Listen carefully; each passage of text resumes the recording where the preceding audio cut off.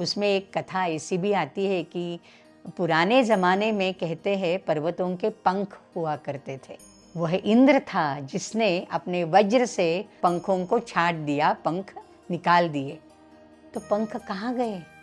एक कवि है, उन्होंने लिखा है, कालिदास गिराम सारम कालिदासः सरस्वती चतुर्मुखोऽथवा ब्रह्मा विदुः नान्ये तु मादृशाः। मल्लीनाथ सूरी कहते हैं, कालिदास के काव्य का सार अगर जानना है, कौन जान सकता है? एक तो कालिदास स्वयं, या माँ सरस्वती जिन्होंने उसको आशीर्वाद दिया है, या चतुर्मुख ब्रह्मा रामधारी सिंह दिनकर, वो कहते हैं, मर्त्य मानव की विजय का तूर्य हूँ मैं, उर्वशी अपने समय का सूर्य हूँ मैं। अंधतम के भाल पर पावक जलाता हूँ, बादलों के शीस पर स्यंदन चलाता हूँ।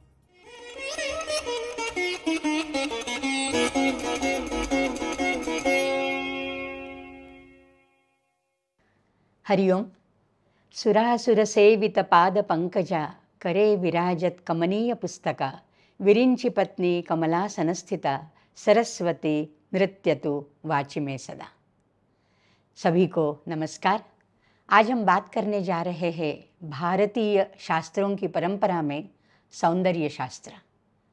भारतीय शास्त्रों का एक ऐसा बहुत अजीब सा खजाना है कि यहाँ एक भी शास्त्र जिसके बारे में हमें जानकारी नहीं है, ऐसा एक भी शास्त्र नहीं है।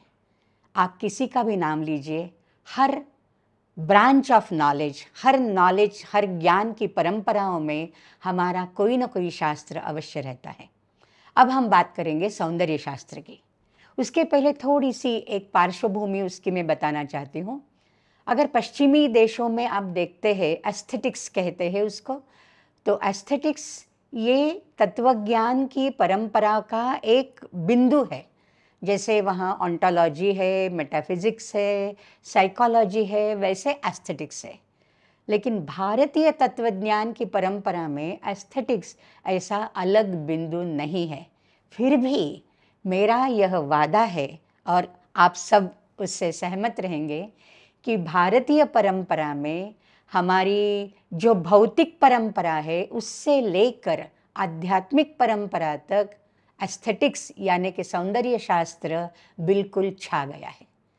चाहे ये अपना रोजमर्रा का मामला हो, खाने जैसा मामला, एस्थेटिक्स इन फूड, जैसे हम थाली परोसते हैं उसमें जो कलर कॉम्बिनेशन रहता है, वर्ण विन्यास की योजना रहती है, उसमें भी अगर हम एक शाक, एक सब्जी हरे रंग की परोसते हैं तो उसके बाजू में दूसरा हरे रंग का नहीं परोसते, लाल रंग की या केशरी रंग की, भगवे रंग की सब्जी परोसेंगे।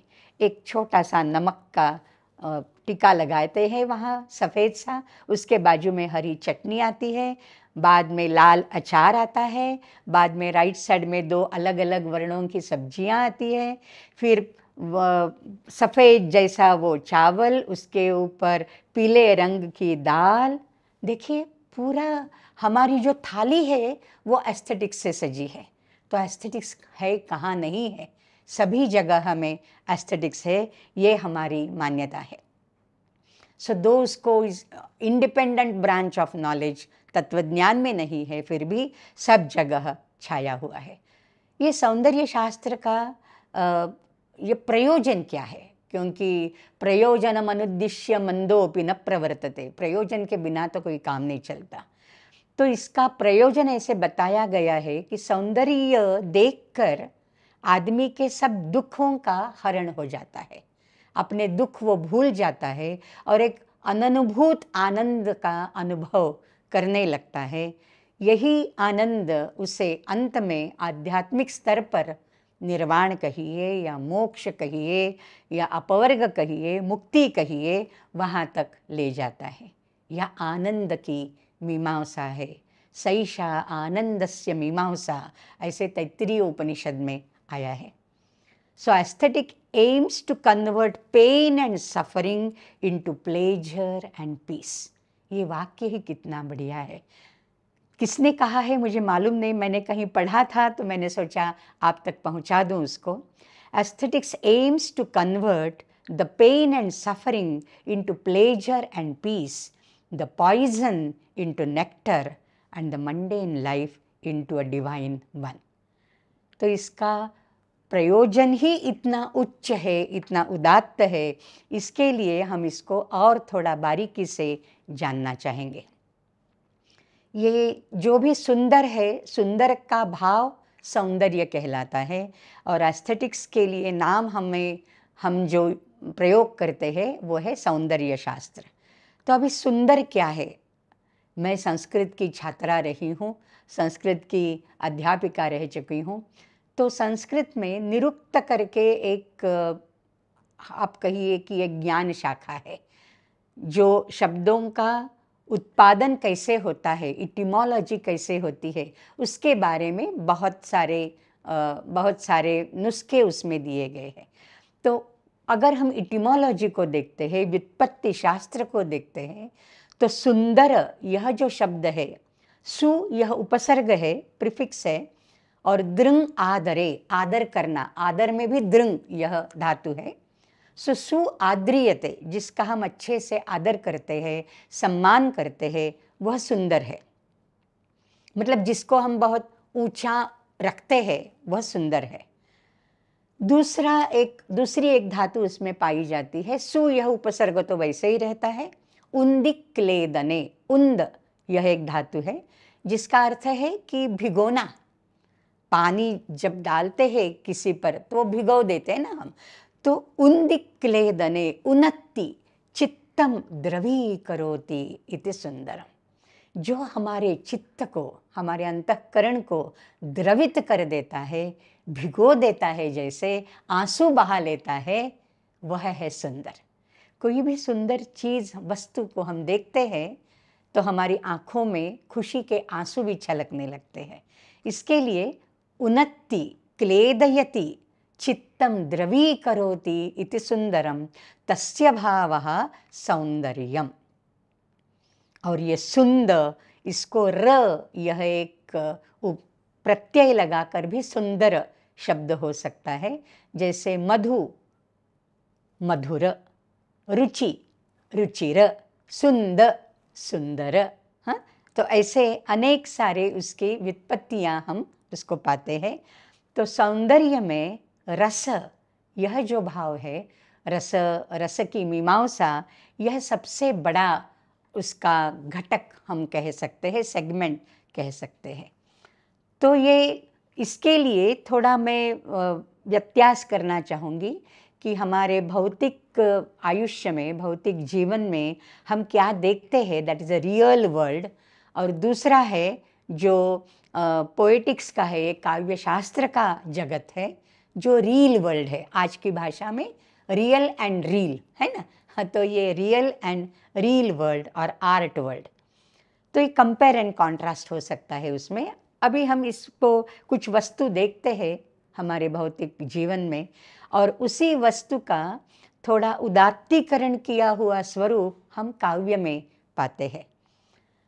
हम जो भौतिक आयुष्य में देखते हैं, हमारे आँखों से देखते हैं, हमारे कानों से सुनते हैं, मतलब हमारी पंचेंद्रियाँ जो बाहर की, अंतःकरण नहीं, पंचेंद्रियाँ जो है उनसे हम अनुभव करते हैं।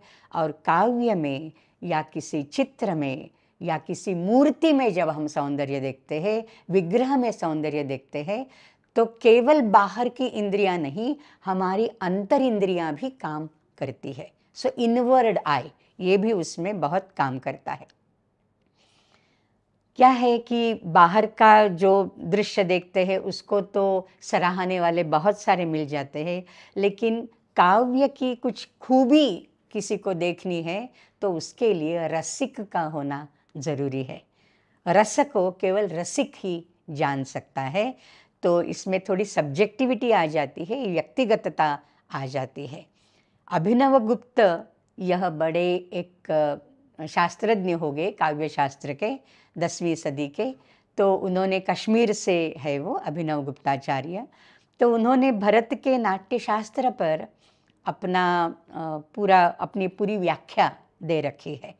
तो उन्होंने रसिक कैसे होना चाहिए या सहृदय कैसे होना चाहिए, उनका एक लक्षण बताया है, बहुत बढ़िया लक्षण है। येषां काव्यानुशीलनवशात् विशदीभूते मनोमुकुरे वर्णनीय तन्मयी भवन योग्यता ते हृदय संवाद भाजः सहृदयाः। सहृदय, जो इस हृदय में जो बात पनपी है किसी लेखक के मन में, उस हृदय की भावना को जो जानते हैं, ऐसे ये सहृदय है। काव्यों का अभ्यास करके, उनका अनुशीलन करके उनकी एक भूमिका तैयार हो जाती है।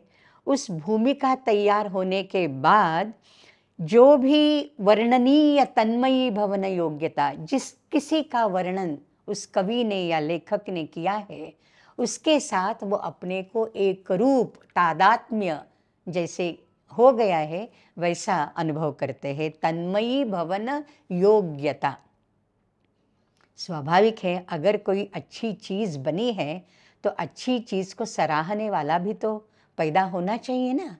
तो रस है तो रसिक का होना तो अनिवार्य है। एक कथा सरित सागर जो सोमदेव सूरी ने 10वीं 11वीं सदी में लिखा था, ये भी अगेन कश्मीर से है, सोमदेव सूरी। तो कथा सरित सागर में वो लिखते हैं, रसिको ही वहेत काव्यम पुष्पामोदमिवानिलः। अगर किसी फूल का सुगंध, उसका परिमल सब जगह ले जाना है तो जैसे हल्के हवा के झोंकों की आवश्यकता है, वायु की आवश्यकता है, उसी तरह काव्य का रस अगर सब जगह ले जाना है तो रसिक अनिवार्य है। तो ये रसिक की आवश्यकता है, लेकिन ये रस आता कहाँ से है? काव्य में या किसी कृति में ये रस आता कहाँ से है? जब तक कवि उसके साथ अपने को एक रूप नहीं करता, तादात्म्य नहीं अनुभव करता, तब तक रस नहीं आता। जैसे रामायण की रचना हुई, आप सभी लोग जानते हैं कि रामायण की रचना का प्रारंभ कहाँ से हो गया? जब वाल्मीकि महर्षि एक बार तमसा नदी पर अपने नित्य कर्मों के लिए गए थे, तो उन्होंने देखा कि एक व्याध एक पंछी को मार रहा है। वो पंछी और उसकी सहचारिणी, सहधर्मचारिणी दोनों एक पेड़ की शाखा पर बैठे चहक रहे थे। उनमें से नर पंछी को बाण लग गया और वो जो मादा पंछी थी उसने जो विलाप किया, उसके बाद अनायास महर्षि के मुख से एक श्लोक आ गया, मा निषाद प्रतिष्ठां त्वमगम शाश्वती समाः यत् क्रौंच मिथुनादेकम अवधि काम मोहितम। जब पीड़ा अंदर तक गई, उस मादा पंछी का जो शोक है, शोकः श्लोकत्वमागतः, उस शोक को श्लोक में परिवर्तन करने की सामर्थ्य उनकी काव्य प्रतिभा में थी। तो किसी भी भावना को अगर अपने हृदय के अंदर तक आप ले जाते हो, तब वो भावना जो उभर कर आती है वह रस है। चाहे वो श्रृंगार की भावना हो, चाहे यह शोक की भावना हो, चाहे यह हास्य की भावना हो, क्रोध की भावना हो या वीर उत्साह की भावना हो। ओवरफ्लो, जैसे वर्ड्सवर्थ ने कहा है, what is poetry? Poetry is the powerful, poetry is the outburst of powerful emotions. Outburst है ना, outburst है। इसी को पाली ग्रंथ में कहा है, उदानम किमिदम उदानम नाम प्रीति वेग समुत्थितो उदाहारो, प्रीति वेग समुत्थितः उदाहारः नाम उच्चारणम। जो प्रीति का वेग अपने अंदर उमड़ रहा है, अपने हृदय में जो भावनाएं उमड़ रही है, उनका उच्चारण ही काव्य है। तो किसी भावना का ये उजागर होना, उसके लिए वो भावना का परिपोष अपने अंतःकरण में होना चाहिए, हृदय में होना चाहिए। इसके लिए जैसे वाल्मीकि के आउटबर्स्ट ने रामायण की रचना हो गई, उसी तरह सभी रचनाएं जो है वो किसी न किसी भावना से ओतप्रोत रहती है। जैसे वैदिक काल में भी आप देखो तो उषा देवी है, रात्रि है, पर्जन्य है, इनके जो सूक्त वैदिक ऋषियों से मुख से अनायास आ गए, तो उनमें कितनी काव्य प्रतिभा छलकती है, वो देखने लायक है। तो उषा देवी की सौंदर्य का इतना अद्भुत वर्णन वैदिक ऋषियों में पाया जाता है कि जैसे वो कोई एक दिव्य नारी है और वह रोज आती है, वह पुरानी है लेकिन फिर भी नित्य नूतन ऐसी है। तो बहुत अच्छा अच्छा उनका वर्णन किया है, तो उसमें हम नहीं जाएंगे। तो ये पोएट्री से जो उभर के आता है वो रस है। तो रसो वै सहा, रस्यते आस्वाद्यते इति रसः, ऐसे भरत मुनि ने नाट्यशास्त्र में कहा है। जिसका आस्वाद लिया जाता है उसी को रस कहते हैं। और सहृदयानां हृदये सारल्येन सरति इति रसः, जो सहृदय लोग हैं उनके हृदय में जो सरलतापूर्वक प्रवाहित होता है वही रस है। इसी को भरत मुनि और उनके अनेक व्याख्याकार, रससूत्र के जो अनेकानेक व्याख्याकार हो गए, वो उसे ब्रह्मास्वाद सहोदर, स्वसंवेद्य आनंद, इन शब्दों से नवाजते हैं। ऐसे कहते हैं कि अगर कोई काव्य करता है, अगर रामायण जैसी काव्य है आप पढ़ते हैं, तो राम की कथा यह उसका शरीर है, लेकिन उसकी आत्मा क्या है? वो जो शोक है, जिस शोक से वाल्मीकि ने रामायण की रचना की, वही शोक अंत तक आता है, सीता त्याग तक आता है। और बाद में राज्याभिषेक होने के बाद भी जब सीता भूमि में समा जाती है, वही शोक केवल पीछे रह जाता है। तो एक ही रस पूरे काव्य में हम उसको पाते हैं। तो रस काव्य की आत्मा कहलाती है। अगर वस्तु उसका शरीर है तो रस उसकी आत्मा है।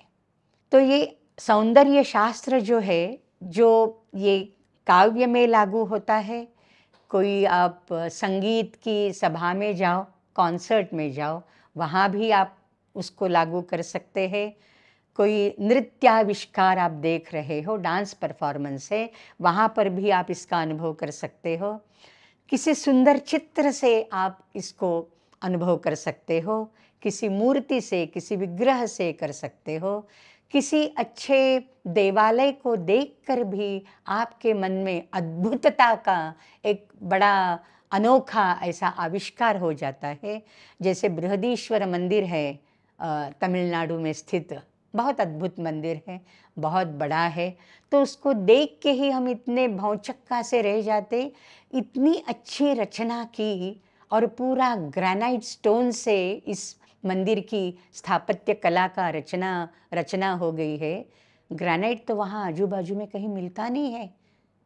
बहुत मीलों दूर से उसको लाकर फिर 6 किलोमीटर का रैंप बांधकर 80 टन का एक पूरा ग्रेनाइट स्टोन उसके शिखर पे चढ़ाना, ये अद्भुत रस नहीं तो क्या है। तो ये टेम्पल आर्किटेक्चर में भी हम पाते हैं। मतलब ऐसा कोई भी क्षेत्र नहीं है जिसमें हम रस का अनुभव नहीं कर सकते। Not a single area of human experience which is devoid of the concept of aesthetics और सौंदर्य शास्त्र। अरबिंदो ने एक जगह कहा था कि nations are made by artists and poets and not by traders and politicians। देश को कौन बनाता है? उनके लेखक बनाते हैं, उनके कोई व्यापारी या नेता लोग नहीं बनाते देश को। अभी भारतवर्ष हमारा जाना जाता है, किन से जाना जाता है? रामायणकार वाल्मीकि, महाभारतकार व्यास, शाकुंतल कर्ता कालिदास, ऐसे बड़े बड़े कवियों से और लेखकों से भारतवर्ष जाना जाता है, न कि केवल राजाओं से। और हम तो आगे जाकर यह कहेंगे कि अध्यात्म के विषय में ब्रह्म की संकल्पना, हमारे दैनंदिन जीवन में धर्म की कल्पना, और हमारे आनंदमय कोश के लिए रस की संकल्पना, These are the three seminal contributions of Indian tradition to the entire human civilization.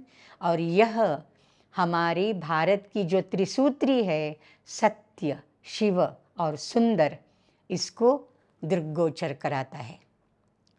जैसे जो ब्रह्म है वह सत्य को उजागर करता है, जो धर्म है वो शिवम इस मांगल्यकारक कल्पना को मुखरित करता है, और रस है वह सौंदर्य को दृग्गोचर कराता है। सो सत्यम शिवम सुंदरम, यह हमारे भारतवर्ष की पहचान है।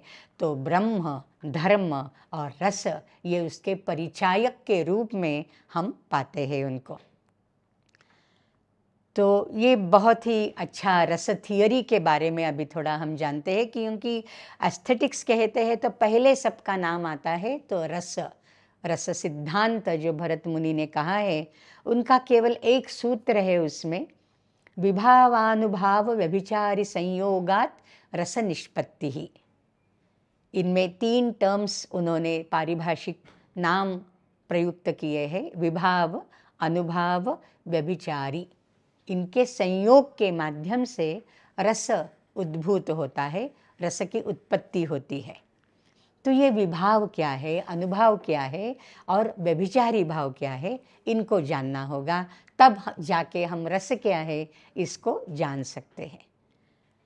तो विभाव का मतलब है जिन पर रस आश्रित रहता है उनको विभाव कहा जाता है। उसमें फिर से 2 भाग है। ये थोड़ा टेक्निकलिटी की ओर भी झुकता है, लेकिन जिनको अधिक रुचि है वो भरत का नाट्यशास्त्र देख सकते हैं। उसमें 6ठे और 7वें सर्ग में अध्याय में इसका विवेचन किया हुआ है। 6ठा जो अध्याय है वो रसाध्याय है और 7वां अध्याय भावाध्याय है। तो विभाव जिन पर रस इन विभाव, तो ये 2 तरह के होते हैं। एक तो है आलंबन विभाव, एक है उद्दीपन विभाव। आलंबन विभाव, इसमें भी और 2 तरीके हैं, आश्रयालंबन और विषयालंबन। मैं उदाहरण से स्पष्ट करूंगी, नहीं तो समझ में नहीं आएगा। अभी समझिए आप शाकुंतल नाटक का अभिवाचन कर रहे हैं, पढ़ रहे हैं या देख रहे हैं, मंचीय उसका मंचन देख रहे हैं। तो दुष्यंत के मन में शकुंतला के प्रति जो प्रणय भावना पनपती है, तो शकुंतला उसका विषय हो गई, विषय आलंबन, और दुष्यंत आश्रयालंबन हो गए। उनके मन में रस का आश्रय कौन है? दुष्यंत राजा है। और कम उद्दिश्य यम उद्दिश्य रसः प्रवर्तते सोस्य विषयः, तो शकुंतला को लेकर यह प्रणय भावना, प्रीति उनके मन में जाग उठती है। इसके लिए शकुंतला को हम कहेंगे विषयालंबन। अब इन दोनों के प्रेम को बढ़ावा देने के लिए वहाँ जो सामग्री है, जैसे एकांत है, एक लता कुंज है, लता कुंज में दोनों बैठे हैं। 3रे अंक में शाकुंतल के यह प्रसंग आता है, और सामने एक तालाब है, वहाँ कमल खिले हैं। ये पूरा सब वातावरण जो है ये पुष्टि करता है, रस को उद्दीपित करता है। इसके लिए उनको कहा जाता है उद्दीपन विभाव। तो विभाव में आलंबन विभाव, उद्दीपन विभाव 2 हो गए। आलंबन में हमने देखा आश्रयालंबन, विषयालंबन, और तीसरा है उद्दीपन विभाव। इनके जरिए रस दिखता है हमें। अगर हम प्रेक्षागार में बैठे हैं, मंचन देख रहे हैं किसी नाटक का, तो नाटक जो कर रहे हैं वो नट जो है, पात्र जो है वो माध्यम है, और वो अपनी मन में आई हुई भावना का आविष्कार अपने अभिनय के द्वारा करते हैं। ये अभिनय कहलाता है अनुभाव। अभी दुष्यंत को शकुंतला के प्रति प्रेम है, यह उनकी अदाओं से पता चलेगा, उनकी बॉडी लैंग्वेज से पता चलेगा। तो ये जो अभिनय है यही अनुभाव कहलाता है। तो अनुभाव ये 4 प्रकार के रहते हैं। चतुर्विधा अभिनय जो है वो अनुभाव के अंतर्गत आता है। These are the consequence. प्रेम मन में आ गया तो उसका बाहर भी आना ज़रूरी है। जो मन की भावना है उसको हम बॉडी एक्सप्रेशन से कैसे दिखाते हैं, इसके लिए कायिक मतलब आंगिक, यह एक प्रकार का अनुभव है। फिर दूसरा, मुख से उच्चारण करके हम बताएंगे कि मैं तुमसे बहुत प्यार करता हूँ, मैं तुम्हारे बिना रह नहीं सकता, ऐसे वैसे जो भी प्यार की बातें हैं, मीठी मीठी बातें हैं, वो वाचिक अभिनय हो गया, है ना। और आहार्य, ये अभिनय जो है, उनकी जो वेशभूषा है, उनका जो परिप्रेक्ष्य है, परिवेश है, वो जो उद्दीपित करता है उनको, उसको आहार्य कहते हैं। और चौथा है सात्विक।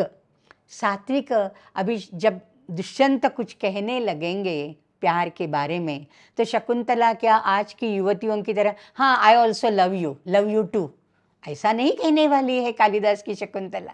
वो तो शर्माएगी, आंखें नीचे झुकाएगी। ये जो उसकी जो अदाएं हैं, है ना, ये सात्विक अनुभव है। उसके मन में जो लज्जा आती है, लज्जा की ओर से उसके जो कपोल है वो थोड़े आरक्त हो जाते हैं, थोड़ा उनका रंग गुलाबी हो जाता है, आंखें झुक जाती है, उनके शरीर में थोड़ा सा सूक्ष्म सा लहरें दौड़ती है, इसके लिए कंप आ जाता है। और कभी कभी बोलने में स्वर का वैश्वर्य हो जाता है, थोड़ा पसीना आ जाएगा कि अब मैं क्या करूं, ये तो मैं तो अपना प्यार इस तरह से बता नहीं सकती, लेकिन मेरे मन में भी कुछ उमड़ रहा है। ऐसी सब जो भावनाएं हैं जो सत्व प्रधान है, मतलब वो बाहर आती नहीं है वैसे, लेकिन है मन में। सत्वम नाम बुद्धि ही, तो अपने बुद्धि में, मन में जो वास करती है, ऐसी जो इम्प्रेशंस है, वो सात्विक अनुभव कहलाता है। तो वो अष्टविध है, वो सब मैं इतना टैक्सोनॉमी में नहीं जाऊंगी। तो ये अनुभव है, आप उसको विजुअलाइज कर सकते हैं, बिल्कुल ठीक है। तो ये अनुभव हो गए। और उसके बाद ऑक्सिलरीज जो है उसको संचारी या व्यभिचारी भाव कहते हैं। अभी प्रेम में रति, यह मुख्य भावना है, यह एक मूड है। रति, सबके मन में रति रहती है, लेकिन वो रति का प्रादुर्भाव होने के लिए जो अन्य छोटे छोटे, जैसे हम कहेंगे कि हम सागर किनारे जाते हैं, एक बड़ी सी लहर आती है, ओके, वो बड़ी सी लहर मतलब वो स्थायी भाव है। लेकिन छोटी छोटी लहरें आती है, बुदबुदे आते हैं उसमें, हाँ।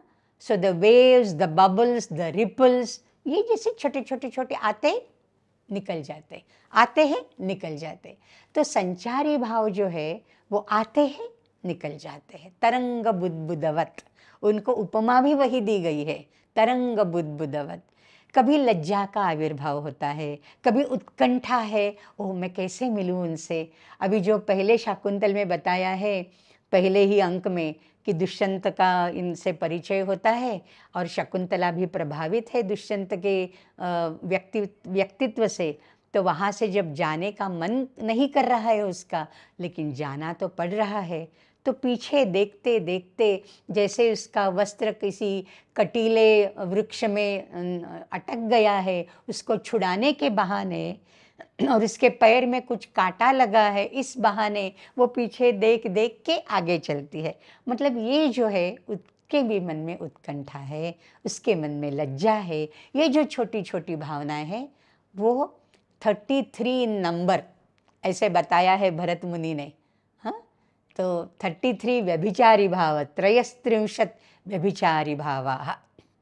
अब रस जब पूरा श्रृंगार में बदल जाता है, यह रति जो श्रृंगार में बदल जाती है, तो इन तीनों का होना आवश्यक है। विभाव होने चाहिए, अनुभाव मतलब अभिनय होना चाहिए, फिर व्यभिचारी भाव होना चाहिए। इन तीनों का अच्छा मिश्रण होने के बाद रस निर्माण होता है। बाकी उसमें बहुत सारी थियोरीज है, मैं बाकी सब थियोरीज नहीं लेती हूँ। पहले लोल्लट है, उपचितिवाद कहते हैं, बाद में शंकुक है, अनुमितिवाद के पुरस्कर्ता है, बाद में भट्टनायक है, वो भुक्तिवाद कहते हैं, और अंत में आते हैं अभिनवगुप्तवाद जो अभिव्यक्तिवाद कहते हैं। तो अभिव्यक्तिवाद को मैं थोड़े संक्षेप में बताना चाहती हूँ। तो अभिनवगुप्त ने उसे एक अच्छा सा उपमान दिया है, पानक रसन न्याय। वो कहते हैं पानक का मतलब कोई शरबत है, हाँ? तो पानक में क्या होता है, थोड़ी सी खटास होती है, थोड़ी सी मिठास होती है, थोड़ा सा नमक रहता है। कुछ में आप उसमें सेंधा नमक डालिए, नहीं तो जीरा पाउडर डालिए, कुछ मरी की पाउडर डालिए, मतलब टेस्ट बढ़ाने के लिए ऐसे कुछ कुछ डालते हैं आप, है ना।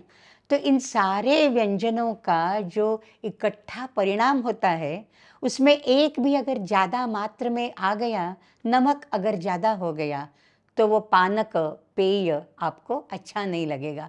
बोलेंगे आप ये बहुत खारा लग रहा है, बहुत सॉल्टी लग रहा है। अगर मिठास ज़्यादा आ गई तो बहुत शुगरी सिरप जैसा लग रहा है, उसमें भी मज़ा नहीं आएगा।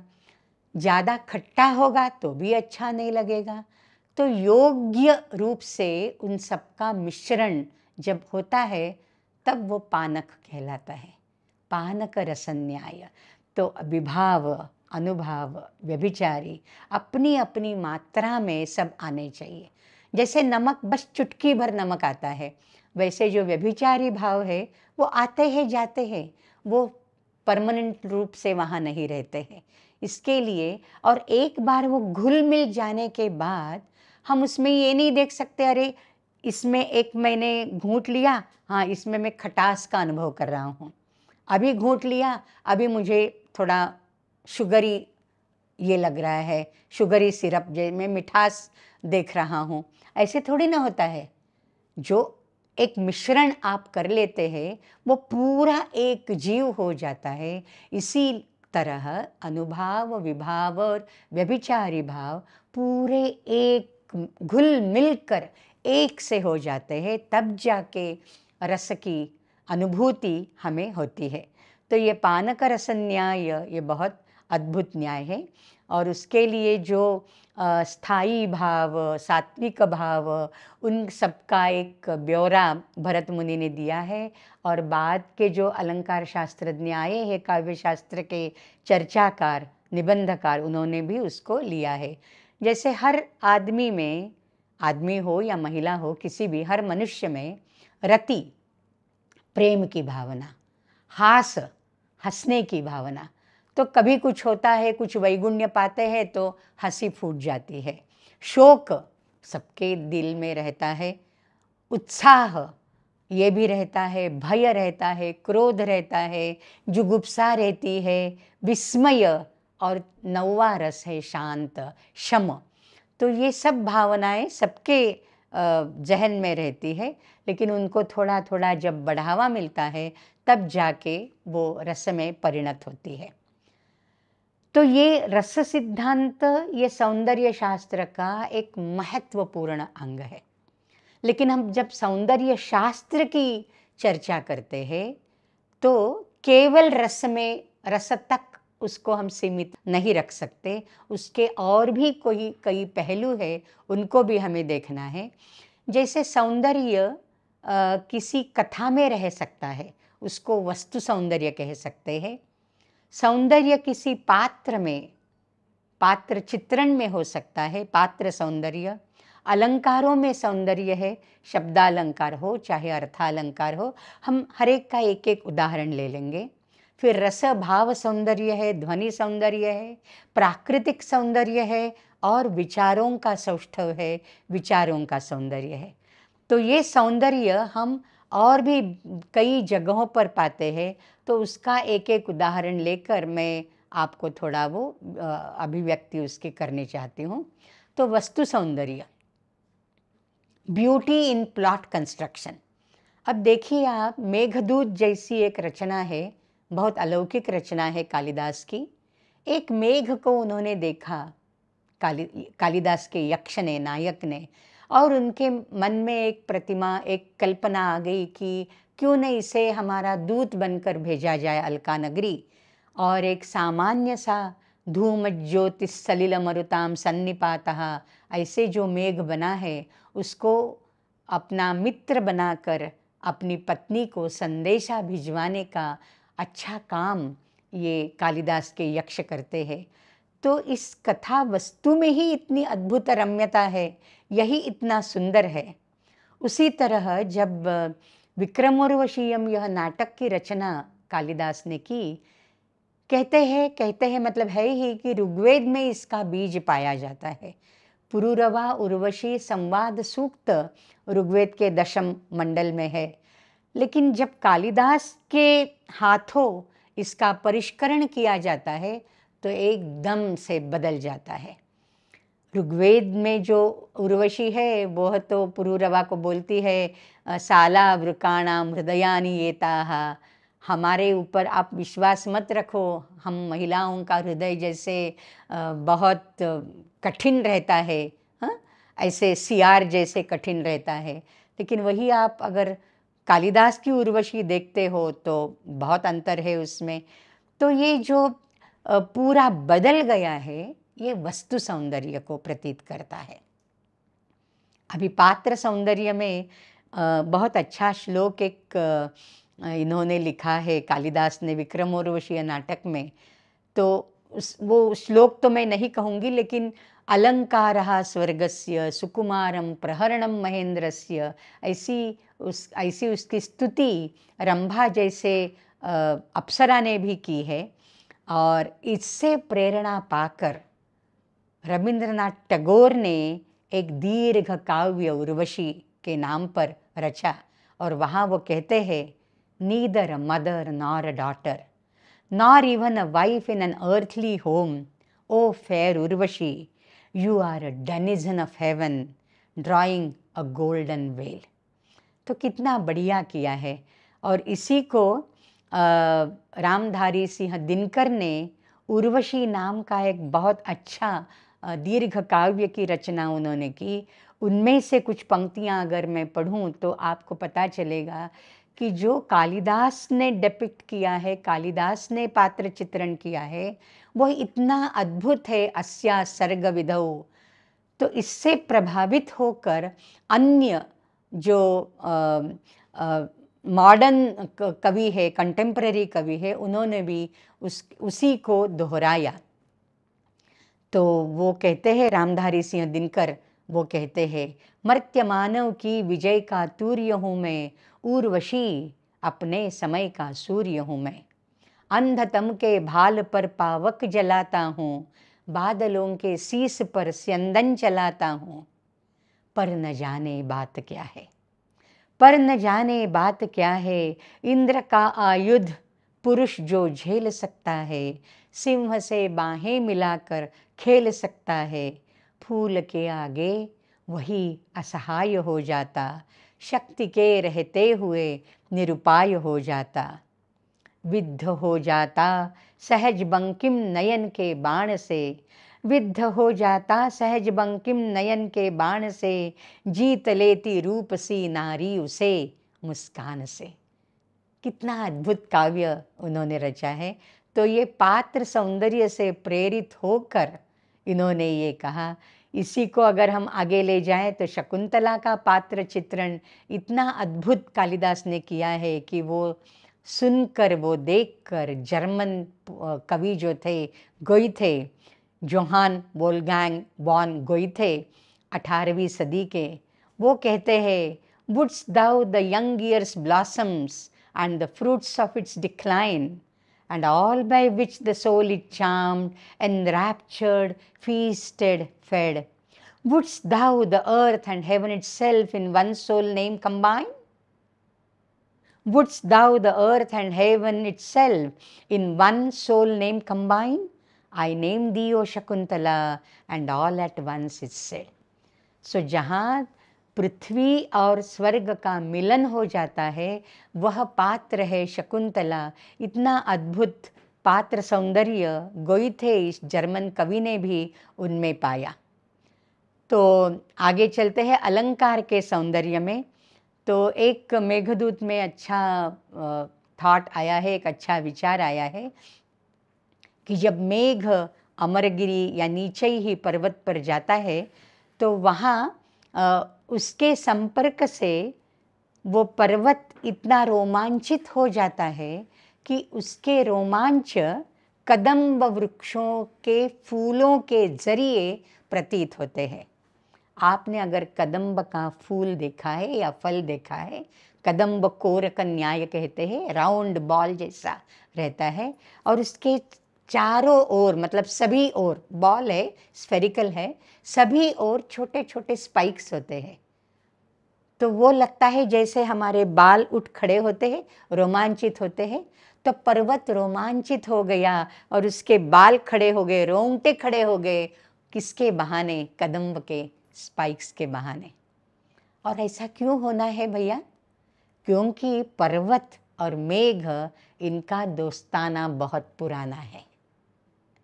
हर साल जब मेघ आते हैं, बादल आते हैं, बरसाते हैं, तो पर्वत पर लगी जो आग वो बुझ जाती है। तो पर्वत उनकी मेहरबानी में रहता है, उनका उपकृत होता है। और बादलों को भी क्या है, पर्वत अपने शीश पर टेकने के लिए जगह देता है। इसके लिए बादल भी अनुकृत है, उपकृत है। इस तरह दोनों एक दूसरे के मित्र बने हैं। उसमें एक कथा ऐसी भी आती है कि पुराने ज़माने में कहते हैं पर्वतों के पंख हुआ करते थे। वह इंद्र था जिसने अपने वज्र से उन पंखों को छाट दिया, पंख निकाल दिए। तो पंख कहाँ गए? वही तो है जो बादल बन गए। इसके लिए वो अपने शरीर को एक ना एक दिन चिपकने के लिए अवश्य जाते हैं। ये जो फूटे हुए, जो मतलब निकले हुए पर है, उनके पंख है, वही तो बादल बन गए। इसके लिए हर समय वर्षा ऋतु में, वर्षा काल में, यह बादल अपने पर्वत को वापस जाकर चिपक जाते हैं जहाँ से वो बिछड़ गए हैं। इसके लिए पर्वतों का और बादलों का ये दोस्ताना बहुत प्राचीन है। जब पुराना कोई मित्र मिलता है तो आप उसको गले लगाते हो और आपके रोंगटे खड़े होते हैं। इतना अद्भुत विचार है। उसको एक उत्प्रेक्षा के माध्यम से, अलंकार के माध्यम से कालिदास ने उसका वर्णन किया। नीचैराख्यम गिरिमधिवसे है तत्र विश्राम हेतो हो त्वत्संपर्कात् पुलकितमिव प्रौढ़ पुष्पैः कदम्बैः। यह विचार हम कर भी नहीं सकते। जहाँ हमारे मर्त्य मानव की, सामान्य मानव की प्रतिभा कुंठित हो जाती है, वहाँ से कालिदास जैसे अद्वितीय कवि की प्रतिभा स्फुरित होती है। तो ऐसा Lofty thought of eternal friendship, हम जिसको मतलब सोच भी नहीं सकते हैं, ऐसे विचार को उन्होंने अलंकार के माध्यम से डाल दिया है। ऐसे ही उपमा अलंकार, उपमा कालिदास तो उपमा के लिए बहुत ही फेमस है। एक बताऊंगी, एक दो उदाहरण, और मैं ये वस्तु सौंदर्य, पात्र सौंदर्य, अलंकार सौंदर्य, इस सौंदर्य को जो हम अलग अलग इस प्रांत में पाते हैं उसको मैं विराम दूंगी। एक मेघदूत का एक श्लोक है। वहाँ यक्ष मेघ को कहता है, जब तुम कैलाश पर जाओगे तब कैलाश पर तुम्हें मिलना है किससे? शिव और पार्वती से मिलना है। शिव पार्वती हमारे पूरे, मतलब हमारे इतिहासों में, हमारे पुराणों में एक ऐसा दाम्पत्य है जो बहुत एक दूसरे को चाहते हैं, बहुत प्यार करते हैं। और उनकी पूरी फैमिली भी है। गणेश और स्कंद कार्तिकेय 2 पुत्र भी है। एक पूरा परिवार जैसा हम शिव को पाते हैं, है ना। तो अभी क्या है, पार्वती से नया नया विवाह हो गया है शिव जी का। तो पार्वती को लेके वो घूमने जाते हैं। पार्वती ठहरी राजकन्या, हिमालय की पुत्री, लाड़ प्यार में पली है। उसको ये यहाँ जैसे शिवजी रहते हैं, मतलब यहाँ से छलांग लगा के वहाँ जाओ, वहाँ से यहाँ जाओ, भस्म धारण किया है। और उनका तो पूरा घर, उनको तो कोई घर है ही नहीं, वैसे अनिकेत है, लेकिन स्वैर रीति से, स्वच्छंद रूप से विचरण करते हैं कहीं पर। पार्वती को तो आदत नहीं है ऐसी, उमा गौरी को या आदत नहीं है। तो वो क्या करते हैं, हाथ लेकर उसको चढ़ाते हैं ऊपर। बड़ी बड़ी चट्टानें हैं, चट्टानों पर चढ़ना इतना आसान नहीं है। उस नाजुक और सुंदर युवती के लिए इतना आसान नहीं है वो। तो वो हाथ देके, जैसे हम किसी को ऊपर लेते ना, हाँ आओ मैं हाथ देता हूँ। अभी क्या है उसमें एक तकलीफ है और है कि शिव के हाथों में सर्प कंकण है, तो सर्पों का भय लगता है पार्वती को। तो उसके लिए शिवजी ने इतना प्यार है पार्वती के प्रति, हित्वा तस्मिन भुजग वलयम, उसको निकाल के रख दिया। जैसे हम कड़े को निकाल के रख देते हैं, उन्होंने क्या किया, उसने सर्प वलय को निकाल के रख दिया, हित्वा उसका त्याग कर दिया। हित्वा तस्मिन् भुजग वलयम शंभुना दत्तहस्ता क्रीडाशैले यदि च विचरेत पादचारेण गौरी। जब ये गौरी पैदल चल रही है तब यक्ष बताता है मेघ को, तुम क्या करो, तुम तो क्या है पानी का पूरा, पानी से भरे हो ना, और मेघ कैसे दिखता है, बादल कैसे दिखता है, ऐसे पर्व आते हैं उसमें। हम जैसे चित्र निकालते हैं, कभी छोटे थे तब कैसे निकालते थे, एक ऐसे लाइन और ऐसे ऐसे ऐसे ऐसे करो तो बादल बन गया, ऐसे 4 बादल दिखाते थे। यही पिक्चर आप वेबस्टर्स शब्दकोश में भी पाओगे। और ये जो बादल है उसको क्यूमुलोनिम्बस कहते हैं। These are much water content in them, बहुत पानी से भरे रहते हैं। और ये जो बादल है ना, यक्ष ने मतलब कालिदास ने कहा है, पुष्करावर्तकानाम जातम वंशे भुवन विदिते पुष्करावर्तकानाम, जो प्रलय के टाइम पे बरसते हैं, बहुत बारिश धुआंधार, रुकती ही नहीं है, इतना पानी भरा है। और पानी कैसे भरा है, ऐसे ऐसे भरा है। तो यक्ष क्या कहते हैं मेघ को, हे मेघ, तुमको इतना, तुम्हारा इतना सौभाग्य है, तुम अपने आप को बिछा दो वो हिमालय पर, बिछा दो, जहाँ से वो जा रहे हैं, नीचे से ऊपर जा रहे हैं, माउंटेन स्लोप है, आप इमेजिन कीजिए, you can visualise the picture, mountain slope है, स्लोप में अगर मेघ ने अपने अंदर के पानी को सॉलिड करके, आइस करके, बर्फ करके उसको, क्योंकि वो मेघ जो है वो अच्छे वंश में जन्मा है, कोई भी रूप धारण कर सकता है। पहले भी उसके कुछ संदर्भ आए हैं कि पुष्पमेघी कृतात्मा को, आपका जो पानी से भरा हुआ शरीर है उसको आप फूलों से भर दो और वहाँ देवगिरी पर जाकर फूलों की बौछार कर दो। तो ऐसे 2-3 रेफरेंस पहले भी आ चुके हैं, तो इसमें कोई संदेह की बात नहीं कि मेघ कोई भी रूप धारण कर सकता है, ठीक है। तो अभी मेघ को क्या करना है, अपने पानी को बर्फ करना है। तो बर्फ हो गया और उसने पूरे स्लोप पर अपने आप को बिछा दिया, तो ये जो उसके पर्व है वो सीढ़ी जैसे हो जाएंगे पार्वती मैया को ऊपर तक जाने के लिए। कितनी अद्भुत कल्पना है। इसमें एक और भी भाव है कि जैसे कहते हैं ना, पहले कहते थे कि आपका इतना एहसान है मुझ पर कि मैं अपनी चमड़ी के जूते बनाकर आपको पहनाऊं तो भी इस एहसानमंदी मैं नहीं निभा सकता, ऐसे सब कहावतें होती है ना।